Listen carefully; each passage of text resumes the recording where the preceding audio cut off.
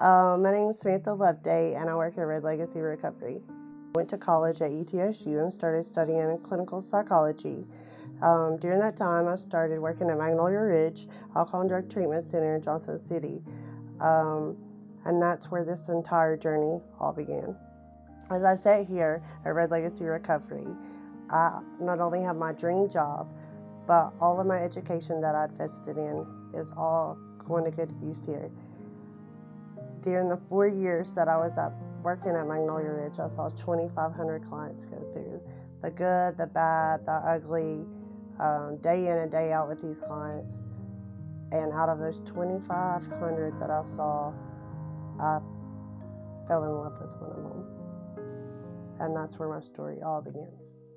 Okay, let's fast forward 2 years later, 2 fabulous years later. I was married by this time to about 1 out of 2,500 that I found at Magnolia Ridge. I was pregnant with twin boys. Life was good, marriage was good. We had, our own home. Everything was good. And then 3 weeks before I had them, my world just totally fell apart. When I say that my world was falling apart, my world was coming to a complete halt. In 3 weeks, I was going to give birth to twin boys, and I found out that my husband is using dope. And by dope, I mean heroin IV dope. So I packed up my stuff and was getting ready to leave. And during the time, when I worked at Magnolia Ridge, we were trained. Like, we knew how to determine whether or not somebody was using it or not. And the man that I married and chose to have children with, I couldn't even detect it. He was that secretive with it, and nobody could detect it. And so within 3 weeks, I became a single mother to twin boys. So here we are 8 years later, and I have 2 wonderful children, Nolan and Lennox, that are very well involved in the community. They play football and travel baseball as well, and they're surrounded by many positive influences and mentors within the community, whether it be a coach or an assistant coach or just a friend of a friend or a family member. But their father is not one of those positive influences. Nolan and Lennox have their entire life ahead of them, but there's this one piece that still always scares me and will always be there, and it's that small strand of DNA called addiction. I live in this world where I walk with the sober and the non-sober, the addicted and the non-addicted, bridging that gap that sometimes I feel is a blessing and a curse, but either way it's an undertaking that I'm always fully committed to. Every morning when I wake up, my ultimate goal as a mother and a professional is to be a beacon of love and hope in our home and in my office. At the end of the day, I want my story to be one of hope and inspiration. But you know what? My story is just beginning.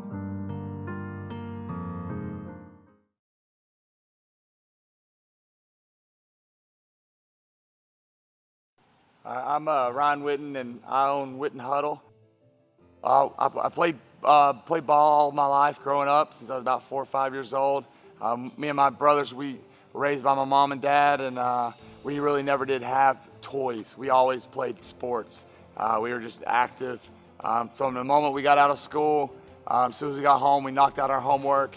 That was our mom's rule, and then we went immediately outside and we played sports, whatever was in season. Even from the friendly games like kickball and just chase and tag and things like that. We were always active. So as I went through, moved here to Lisbon, Tennessee with my grandparents, and we started playing football and basketball, baseball, and we continued on. And once I graduated high school, I kind of went on was going to play for college, UVA-wise. Went there for 2 years, came home, kind of bounced around, just started making some money. And then I was out of practice one day, and watching my brothers practice at Lisbon High School, my granddad got a call. He was the head football coach at the high school, and he says, I hear him on the phone. He said, the 7th grade football coach just quit. And he was in charge of getting a replacement. He's like, I got you someone. And I was sitting there, and he said, you're going to the middle school to coach. And I said, I don't want to coach. He's like, yeah, you do. And so I went up there, and I had no clue what I was doing, 20 years old. And I was luckily, the group that I had was already skillful, and they knew kind of what they were doing, and they really guided me. I was surrounded by some older coaches as well, assistants who were not employees of the school. And they really guided me as well, and then just took off from there. It's going into my 19th season, coaching different levels from JV to middle school to varsity. No one coaches any harder than I do. You know, so even our middle school games, we try to, we're coaching just as hard as the Cowboys are on Sundays, and I think that has been a huge transition, a huge positive that people like, is how passionate we are about, the game of football and how it's changed our lives. So everybody's got a different childhood, everybody's got a different story. So mine's kind of been publicly known with Jason and Sean's success and my grandfather. So we moved in with our grandparents after my dad and mom had some issues there and some domestic violence, and my dad kind of got addicted to some drugs and alcohol, and just kind of spiraled downhill. And then we had to make the decision to move to Lisbon, Tennessee from Washington, D.C. area. So, and then, as I started coaching, I made some bad mistakes as well. So, and luckily, the mistakes only hurt me, and my mistakes didn't hurt anyone around me. Yeah, it hurt their hearts, and they were disappointed, but luckily, I was only hurting myself. And so to overcome that, I had to do some soul searching and get knocked down to the bottom of the barrel. And until you've been to the bottom of the barrel, that's the only way you can get back up. And that's the big thing here at our huddle and coaching and being around the youth is, failure's not fatal.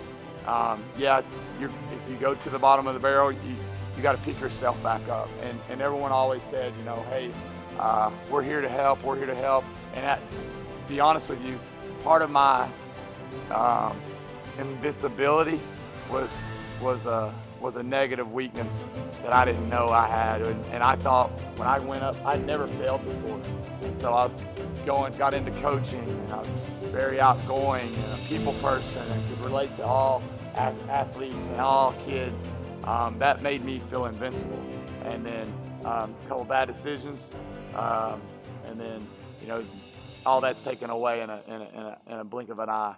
So you got to reevaluate who you are and what you want to do, and it's a soul searching time, and you got to surround yourself with good quality people who love you. People who love you deserve your best, and that's what we try to teach here at Witten Huddle and the kids that we coach through the school. So.